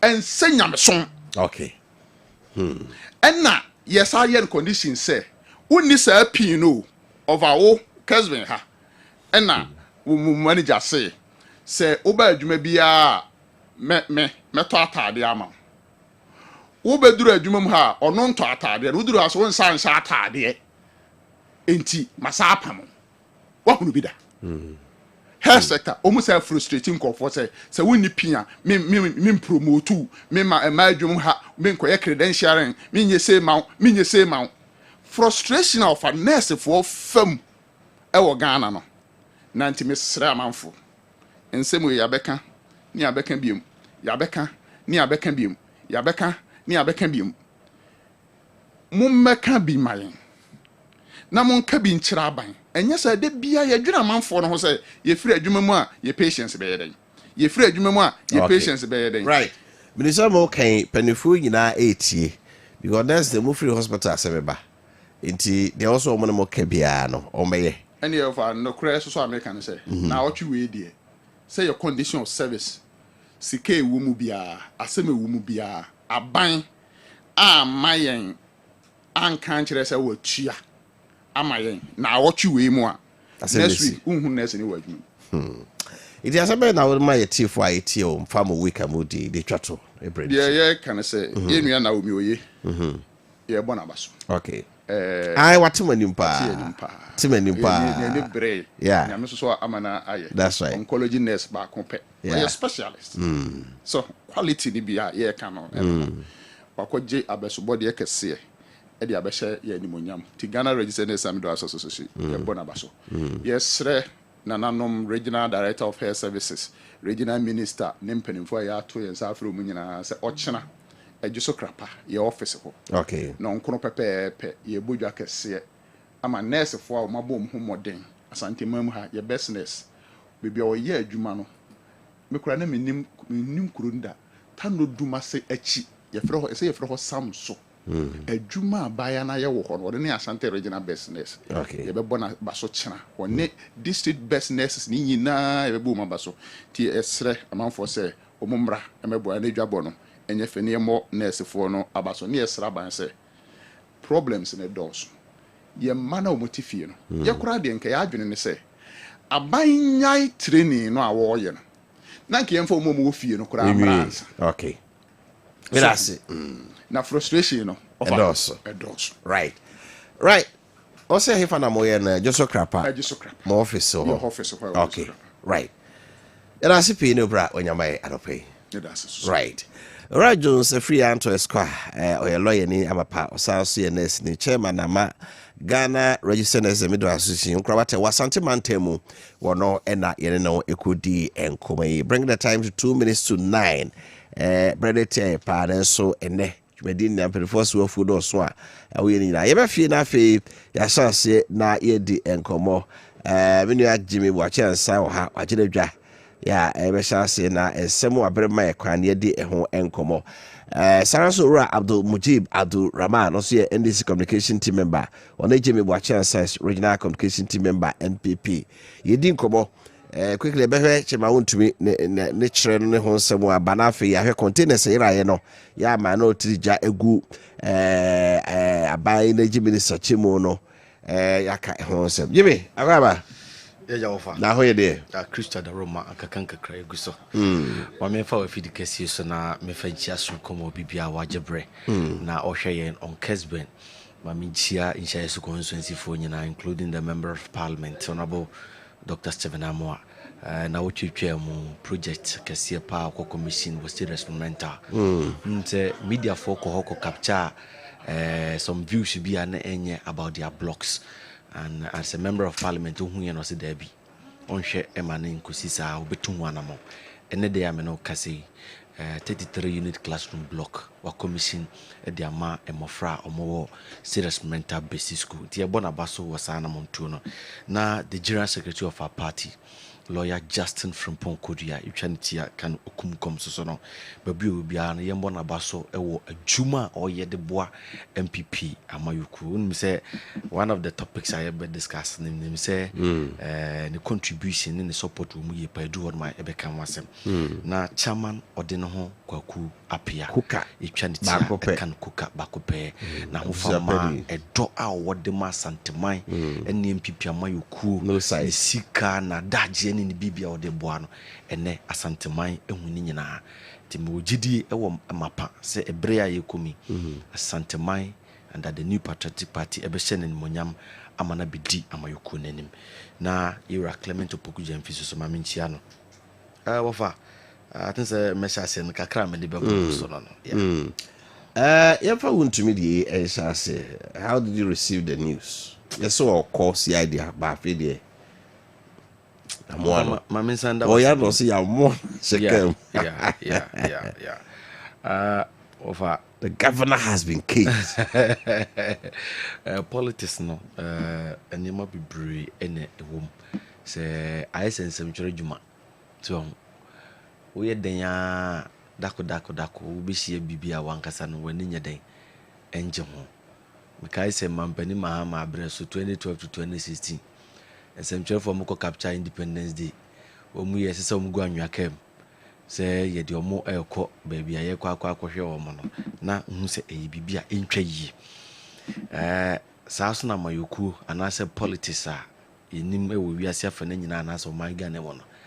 Yet then, Obeti Bibia when ninja one as yet over fuck when be so when in your day. Angel home. You know, said all kind of governor, let's just say, a your governor and casa. Na o party o power obe enjoy o party co position so obe sofa nim say previously na Mampeni Mahama ti akonwa so no ye che no wo Kumasi ha nim say ma asanteman MPP for botwi ebo brane ekota ne ti boaye ma de wo bia no ye kan ho asem. I think says MPP asako position bim na the see wa bribia na Mampeni Mahama etia konwa so no eno bim na asa ama ne homene so no na ye hwede e course na ofa me hu ni se o mana ye wom ne ye wo entutuye eni kwan ya ye fa so aye bibia se nipa na asem bimpo ne ye de ato no so a me wogidi se ye wo e kwan ya ye fa so aye to ye nsade ye de a different pan. Eshasiano. See a default decline at the crater brain. Omoto Musa friend. Say Omra. A money yes, Yami Adoma. That is now what you chairman. Say it is a issue because so residency. Yeah. Yes. Now, Omo the crater and also Matonsa friends on your day. Omrana in some kind be or my own person in your day. Eka. A man also your man say Yami Adoma a juada.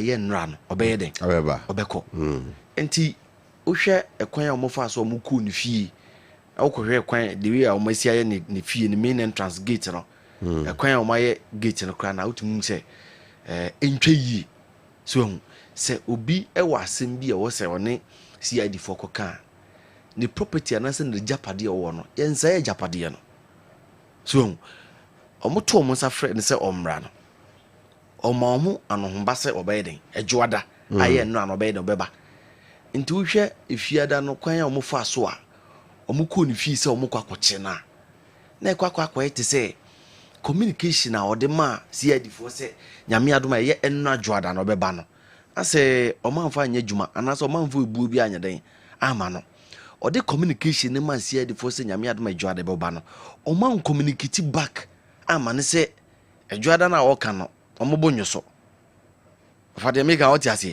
they never communicated back to him. I say omuji tum say o so beba adwada de ne nyame adoma adwada ne be den ye be hwe anim nti o fi a o pia hu sa afi de national security force so no abigyan ne entrance a omode by force ne pressure ba be chano no na se bio ono ankasa mu ne MPP amayuku no ye dwen ho a ye nya den ye nti ase because ye wo emra ene kwan e fa so ye bibia samoto mu nsa frɛ no wankasa wo mba akasa obeba asem bi e wo ho no mo a mo pese oba be yi ano no akasa obeba bet okachom so obeba dwada ti se dwada ne nya nuruye na mo be kuni fie se mo kwa kokyene na the japan almost just otwa troso di ha obeba but achi no mo se o ha no otwa ntotu no mo ko ne fie no what of I say what does it try na se no there was an established communication about between on any CID for ne say adwada obeden obeba ani nyina so di adanse se enno adwo ode no ye den ekọ CID for akache in time omo sending information they come and I believe say the whole point and I say the whole stance no was what they say obe making itself available to them and he said it point blank say enyame adma adwada meyeden meba enti so ka so ba mi fi abe say me wo ho anase mini ho anase metukwan anase mintukwan de offer. I believe say that shouldn't be the case. The most important thing is say enkumu bi wo ho no ma ye pese ani wudi enti hia no si o meba adwada so ebia no oye bibia hu hia na onti mi kan chem se bia o me ye adekro we poten na de o ye private wo no ye personal no na aka chi CID for say o me ye we ntenu ntimi ba obetimi ama mo a different reason bi so na we focus on the oil but the established fact na say adwada meba na de wo bia me no ma be den abeka and indeed he went on Monday. So nti kwam fa so mo ko nfie ani enno asoso no okoye de wo bia mo kan wie ya wo mo ankasa gya ne se won kwa ekwan mu no ahu CID for ne wawie the same government the NDC government amampani Mahama Krono ateso CID for say de wo bia ne wakan wi na yoko for so de car an offer e dangerous so say wo de car eko na ya crosso pickups 4 yoko for pickups 4 abe crosso utie commentary asa no nyantu you otui so yes utie commentary general secretary Ira Justin Frimpong kodua e de man na it means say na we free ho no ma we oko enom ko crosso no kwam so aside any other thing once a otike ma all drive wa the car is in motion and nam kwan so a ekwa ye ko crosso no sa no me fi san accident kra betimi eden e betimi esi so ekwan omo fa so a omo frustrating no say assembly na wo ho no na mo person oba na mo ne ka the person waba adwada na oba am office the number of hours mo ne tena se edin komo questions am bisa no enya no de ma mo ni nyina no wan fancy mo ode ni nyina de ama mo so and clearly just as he said yenim say oye original chairman ye ka MPP amayuku na odi akotini wo mbebre so but one kase wo ma waba enti se wo tuka okwa wasa kwa cross no wakwan mu no ofa anka betumi ya accident ama bibi boni bia yeden esi so enu na ye ka kire abanya otia konwa so specifically mampani otia gwemu Ira John Dramani Mahama say tactics na wo use no oya ye no ho an autocratic leader so say okabia obi nkabi ekwan a ono ankasa pe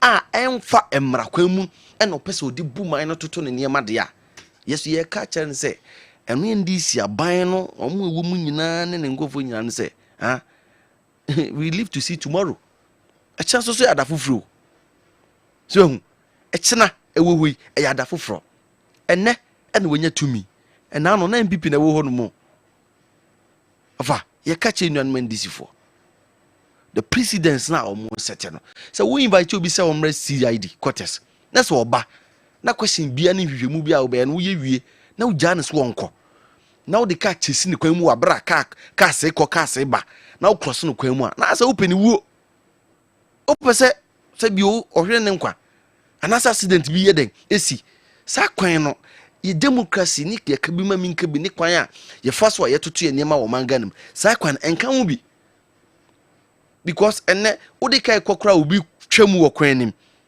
a say bi o wan hu say wo ba bi a ekwan bi a bi so na bi a wo so o ka na wo de nam na America wom na wafa so a wo yusu ekwan bi ase nipa no ase wo pese wo di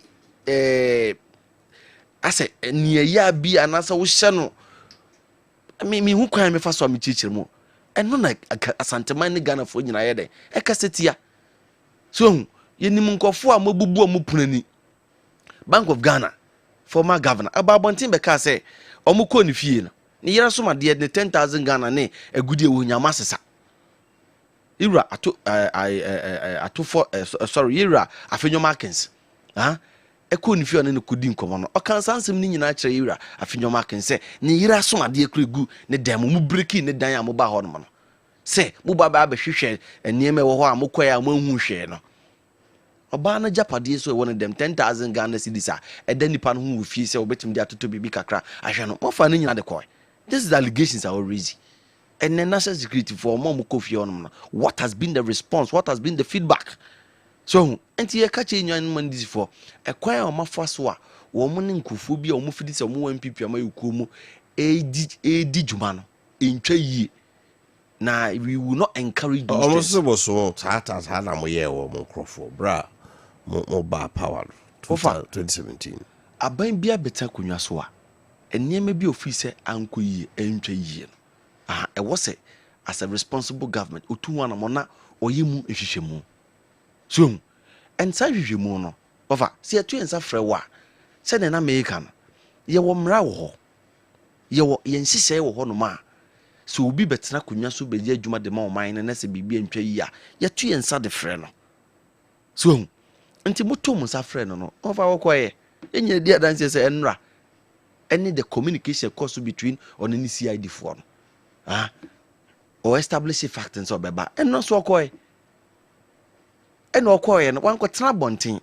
One on the Munyana office or and Kumudia course of the air bunting the anya den. Yantibi. And now, or buy a Jumedia course to be a more than Mujan so on your day. Encore. When in every so, inti, ye shat the sea when you fee. And it's after some Mujan so on corner. Cross some of the cars go cross no car kwemu abra the car nam kwan so e kono sansensem ni nyina na e bisa se wo pese mo fa kwan bi so na mo yi ni free ho no ma na se mo wo a different intention altogether eno na Ghana for ntiase eno na santeman ntiase ade na no bi e ka ho asem because oh se frustration mo de fa mu nti no eno anwumra na was the rational in the hospital. It's not good. Say sika bi na mu fisa be din ho na se bibi na ntwa yi a se obetime tue sika no ofa na meboa nti mumma Ghana for ntia se bia waye wei waye waye bi waye si okay bia dwumadie se na akoso a eno nti na mo pese mo ye nhwehwemu ni wi a te mo betie na no asem okay once a issue no fa na ho na de yentumi ka se yetna ba bi na yebua waba de wo mu bia obeka kyerem so eno ne emra kwan a ye fa so wo fa mba jo wote say time no ye beta kunwa so ye ka se be nhwehwemu no ye kofie ko bubu obi adan ye kofie ko fa obi 10,000 Ghana ye kofie ko fa obi ne yire na so made ye kofie wabra nipa no eni ho e ko bowura ne fie te say the finance minister oni fie a omo bowura ho no no ne camera e capture dwumadi bia wo mo koye fie ho no no ye bibi sa na we didn't do anything like that until the omo ye no the precedence no ekwan na omo body ato ho no ye ma o matias ye say ebre bi beba sa kwan na omo bo na nkasa omo befa sa kwan no so na ya se Ghana fo nyina say yen condemn de ekoso no so me say who accuse me and also make allegations be about me say bia abanda dana breso bibi koso na mo pese mo yen hwehwemu anasa mo pese mo hunu di etuemu a mo to me sa frame a the only thing ebema mo the force anasa attacks and then the who say Moody attacky wound to me no ebeba say be obeka say o ma anase onye ready so obeba na nkomudi bia na say anototo bia was a mototo na no obeba but waba the ubia no the number of hours I must spend the office on ubisa ni bia was a mubisa ni bia and mo amuja ne say onye den onko enti kwan mu na wonam kwan so okona was akwa attack no over can say okay and mamimbo the general secretary of our party one ni nua lawyer Henry Nana Boache mamimbo o mabaso e kwan a o mafa so a ene attacks attacks amanfo adenta kumi yira kenufuriata the Bank of Ghana yira Addison ene wo mo keka hu ni nyina nse sisi aso Professor Ameya Kumfi onso so ne de wo hono ma o mo so o mache na ni nyina no mo kan ho asem empanifu wo mu a o mo boa lawyers mo bua ni sa ne ma se ne be ya nukure bi ewo mu no ebedadi ama sa mpanifo no mo di hu ate no ye bo sa mpanifo no mo bua ni nyina, but especially the general secretary lawyer Justin Frimpong Kudua ne nua Henry Nana Boache na ya to akwaso se omo nkoso no mu so party nim sa na party fo no e de omo ni kotwa mansan e hwe emmoa omo de boa amayekuo no. Na we will continue to say this, say Asante Mind lawyer Justin Frimpong Kudua se wose obesan bebiem abedi MPP amayekuo nanim a ne juma papa awaye no ne juma papa awaye a ogusu awaye no eno na ye gina so na yesan de na babiem wo mo maka o mo bani nyina no fa ayo mada age na o mo se no enti yekoye nim no ye besre mampani obabiem e wa bato ye to na afie twam no asem ba ko na wo kapa ne se enyema dade bia akoso a entwe yi wa bra onya akonya bedi mampani no ene aban dada na bremu nya no si ye mana akonya biem e man sa bedi mampani a sa ne madada ni nyina no fa enya de a ebisi biem okay but ne de no ye hwe de e koso na exactly the opposite of what he told the Ghanaian people. And Niama Dadana in the Guswa de Ekoso. Right. And Mebuna in your Jumanian over Unyaka once a yes. Right. 10% best in tax a year for since Mebun could attack. Right. Could bet. And that's it. Yeah, where ECG contain and home 70. The minute Sabeka Saira 1,308 2,637 Yakuhu and Nunti. More MPs minority say Minisamra. Na Ome Church in Simbimu. What is your take? Yes, Wofa Mame and Sanda was a beam. My take on this ECG containers once and someone. Before say a quanya a binder than fast or born to her. And summer or catch a Ghana for. Wofa MPP for ye bedi juma pao.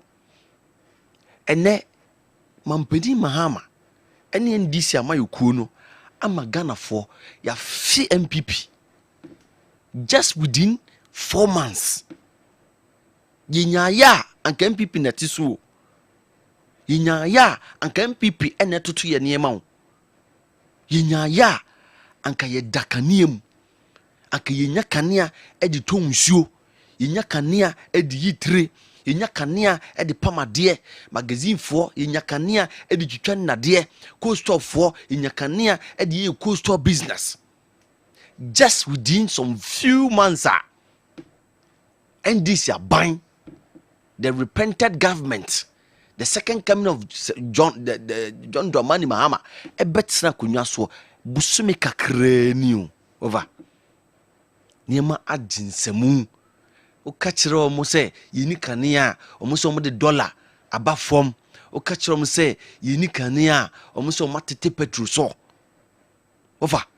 And ne kania wunsen semono edru na one of the issues are na nkomo person komo de be brabra ekwamu na nkomo be yiga na fo adwen edi free kania wunsen sem no se ai aban dada no ene ma ECG containers ne yirai na nso documents e wo ho enkrata e wo ho no ma edadi pefe se eye aban we abreso Yira John Dramani Mahama Breast Wofa.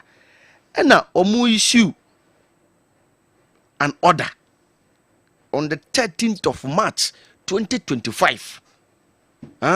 Say ECG containers no ye evacuate 13th of March. So in March 2025 Now there is a documental stamp a team so our Ghana Ports and Harbour Authority ye say ye evacuate a number of containers, about 1,325 containers. Now after the my sadi we na mo pese mo di be brebra Ghana for any so say aban dada na breso and asa containers na ira all in an attempt to say yingu aban dada no hu fi na yenka say oh aban we the oba ye nche nti no the ekoso no onimi hwe. A similar thing happened in 2017. Wabra MPP take over administration, the contamination of food it happened before the appointment of Yura man I'm referring kakra Alfred Obin. Oshe the communication on the buy now. That issue about contamination of food it happened yansan ya appointed Yura Alfred Obin amana ba sector hono abedi ni juma enso obeduru hono na asem ne baaye no ye de to ne so ene de ya ye kase ye wo documents and stamps 18 teams so a concerning the evacuation of these containers on the 13th of March over ye handi over on the 7th of January 2025 and she handi over on the 7th of January 2025 amampani ekufu de all kono one na ban mu mpanifo ne na appointees nyina na call on the 7th of January and na ye nyina ezu di adanse say the first 4 ministers are mampani Mahama e appointee omo no na Yewura Jinapo a wo ye energy minister and all kan wo bi enti say na documents ne krata wo ho no ma ye de stamp tintim so a ye evacuate containers on the 13th of March 2025 why na we so oba emrase bidwam na obiji ne ho ano directly or indirectly or communicated to the Ghanaian people e kwan a sa containers we efa so yerai ye dwen ho a ye ntiase ene under John Dramani Mahama ene ndisi aban no containers enyantaban containers A2 containers ene nam wiem anadwobre a daytime e wo my Ghana mo ye dwen ho a ye ntiase ye dwen ho a ensi so enti ye besre aban oti akunya so de biaya ye kase dream die proye ketahye a course previously under Yura John Dramani Mahama eno bi nene essence bi mo because yenim nsema mo kan you over yenim nsema mo kan ye wabra na aban we ti akunya so ene mutumi ma ye kan ya 8 hours mpo mutumi ma ye enso wabra mo bontoa eye campaign no mo gire simple so kache Ghana for say mo beba ye kan ya anopa ewia anwumre anajo mo se mo ba be 24 hour economy ebi mbe ye djuma anopa ewia anwumre anajo ene ukwa ko ye djuma anajo a kan ya ben na wo ye djuma daytime for no mpo wo mo yitre wo mo pamade wo mo twitwa ndade wo mo ye cool store no kra no ofa 8 hours of light wo mo ntumi nya eno ko ndu 12 hours no wo mo ntumi nya mo say mo ba be my 24 hour economy nti ene dollar na swati no petrol na swati no o muka o kan won se dollar swati over me nka the last time I made dollar koto bibio nka the last time ko bi ma me dollar nka the last time I made dollar koto ade supermarket o kan won se dollar na ba form o kan won se o petrol swati ye krade ma over ye krane ma dollar ne kra very good yes I would dia cost section no over anema woton enema woto no wa abonten unika unto petrol undidwa unfa dollar ndidwa enti ye kan indirect impact and I say direct impact mpo a enema wi sika ton supermarket Pepsodent gari sugar candle so ne kania no mudundum no kerosene kra unya bi nto enti say the amount for ton kesepa matches any candle boy say kind of box na yi na baako no ene wi baako yesen ene se wo sika na so beto boxer kind of box na yesen matches no ofa matches box baako kitwa box baako no ene under John Dramani Mahama yesen enti se tete petrol so na se petrol prices dollar no ekọ from se sen kra na me na me yeti mamuni aminika me fro trotro uduru ba bia na yesiw udu baby ani asiu ese ntoaso fabitu aso tafu 4 months 4 months. These are the problems I person the government of the day address it.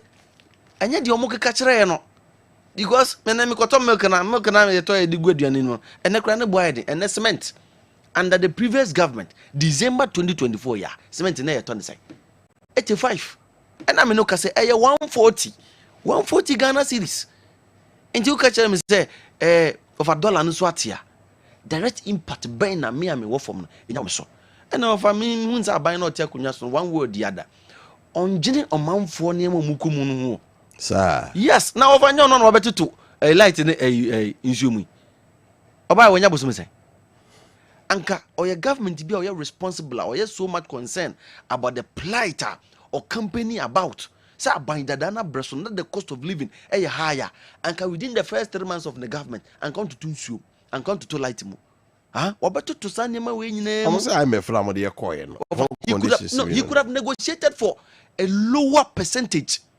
14.75% of grown and ya grow when we negotiated under IMF no yamfa price and share and go beti make say bia electricity no or to tune by 2.0 are possible since you na you ye 0.4 na 4.0 of the make out here it is the way insurance no nanka equally wait me I hope you yeah very because ye ba ayina insu na obi won ma obetimi ask po because enye obi na issue Ghana water insu won fie of the make what you say but ye ka electricity anase ye ka light asemo a Ghana eye monopoly ECG na eno na obi a use won fie enti wo tena ase a wo ya ban a wo se abadada na breso na amanfo bre na obi use ECG won fie a ECG ne de utumi ebo modern de call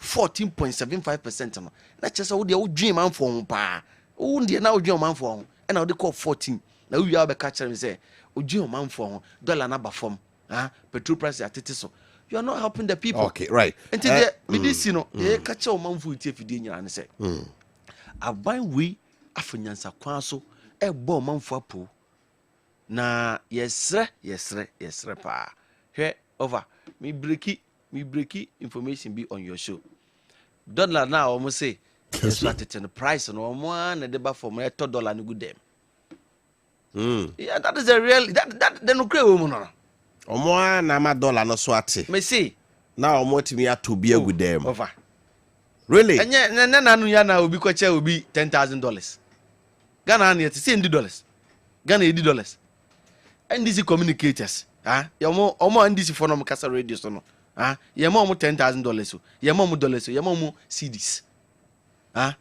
but etumi ama yema ami agrada $10,000 enye tenu $10,000 ono na kai eyasem o kai also $800 wafa one video ni bi also $800 me video ni wa how agrada say $800 wafa you social media also $10,000 also $800 anyway but our kase wo so obo na tesho so be beto dollar na good dem na over price no one be increase price one better price no so okay anti what dollar no wo dem bia ye ma wo yi aba na ya je gu ho na ya pija price no ipija price ni wi a abaye mfaso okay that's Jimmy Wachansa and our tenka Abdul Mujib Abdurrahman eso ko beka sama NDC ya hwede ni mu a wo ba eche no wato enkrase ontumi emma enti edi se my message ni kakra bi na afi me be is ni sorry so we through PK patriotic voices go so was that way Mahama na NDC about intimidating and prosecuting Chema Wontumi Adenta Kumi and other MPP former appointees with Rambo style arrest is very shameful because we are in democracy and not in military rule. And when power changes in 2028, it will be tit for tat and worse than what they are doing now. If you be fashion design, so or say Chema won't be arrested and by Yoko upon return to police ID. Won't be is a human being. His enemies using Ghana to fight him will stand against because it will be you the next day. That's NDC for you. Regards to Chairman Odenho Kofi Appiah Masaudu from Bantama or say This is a country called Ghana where wonders will never stop happening. Ghanaians were made to understand that the previous government has sold all the ECG containers before leaving office. Ghanaians can now differentiate between the previous MPP government and the current NDC government in terms of credibility. Greetings to Chairman Wofa Kofi Appiah, teacher constitution from Yamuase. In Ghana's democracy, everyone in power is right, but in opposition, everyone is wrong. Do me, I do will never end in a democratic practice. NDC, it is your turn. Do whatever you like to the MPP members, but be sure that the MPP will vent the same spleen on your members when they take over power from you. Greetings to Chairman Wofa Kofi Appiah. Mesa Saba from North Central. As a leader of our nation, your voice and influence matter. We urge you to stand firm by your commitment to peace and to speak out against any acts that threaten the unity and harmony of our country. Ghanaians deserve political discourse grounded in respect, tolerance, and the rule of law. Regards to Chairman Wofa Kofi Appiah. Lawrence Buche, also have been fighting nowadays with drivers who ply the Tafu-Mampontein stretch because of their audacious refusal to comply with the fares reduction directive from the GPITO. Till now, they still collect the old fares. How? On the other hand, the unfair treatment against the Assam Regional Chairman is not surprising to me at all, since even the Chief Justice is suffering from the same treatment. Ozeofa, please check the price of fuel when last increment of fares and the price now. You can see that the difference is not even up to 60 pesos. Okay, Ozeofa, please tell the man to advise the government to buy their buses. Then all will pack their lorries and you will walk to work and walk back home. Buying bus. Best sense is yeah. Jackie, I picked a car yesterday from Tech Junction to Adia saying driver is taking 350 pesos. This is the car number WR151016. I am called Edu. I don't bother about now because said was a true message. Now what was this more? Okay, Musa Abatwa. The rearrest of the lab of Chemaun to me is welcome news. The destruction of our water bodies and Tiwa Forest Reserve by Quanta Mining, owned by the controversial Chemaun to me, was nothing short of criminal. No one should be above the law, and it's high time the laws of this country are enforced without fear or favor. The law must work, and the law is working. NDC must understand that the Rambo-style arrest of individuals in the MPP will not put fear in anyone. Chairman to me has shown commitment to cooperate with any investigative body. So why does shameful act of arrest? This act may definitely be replicated if power changes. Jimmy. Yeah. Yeah, cool. That's it. Over and then on your free range. And 1-on-1.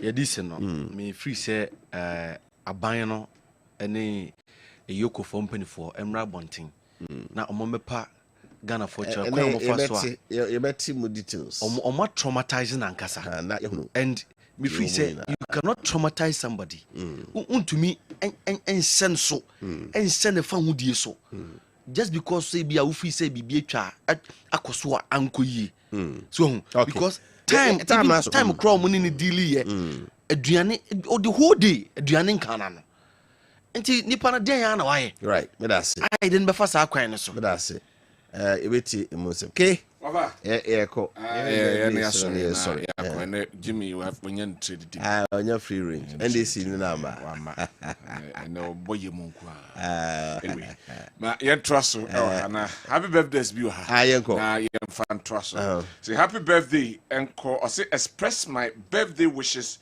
to Madam Felista, a nurse at Ntobroso St. Peter's Clinic.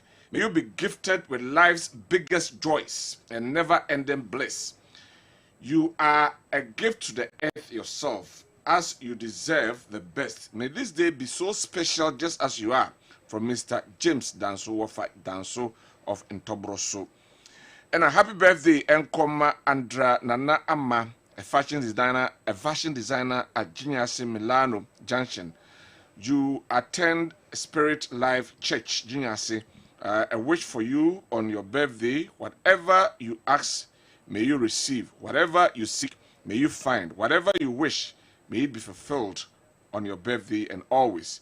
And also, a happy birthday to our lovely son, David Ajima Mensah of St. Peter's School, Accra. Wishing you all the very best as you celebrate your birthday. May the good Lord grant you with all that your heart desires from your parents. Right. My ministry for happy birthday, Sonkoi Emma Alexandra Ya Chirwa Sapon. Alexandria Ya Chirwa Sapon. And when you're in fear and song, Alexandria Ya Chirwa Sapon. We pray for prosperity, wisdom, long life, and good health.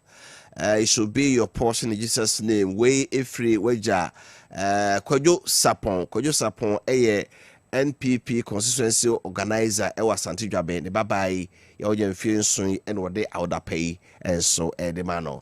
All right. It is here. Sejo Laka Ayakrado. Yeah, the Medford as you know, so Jimmy, it I say, and then so when you 101, NDC number. Yami, I know, a trust so that.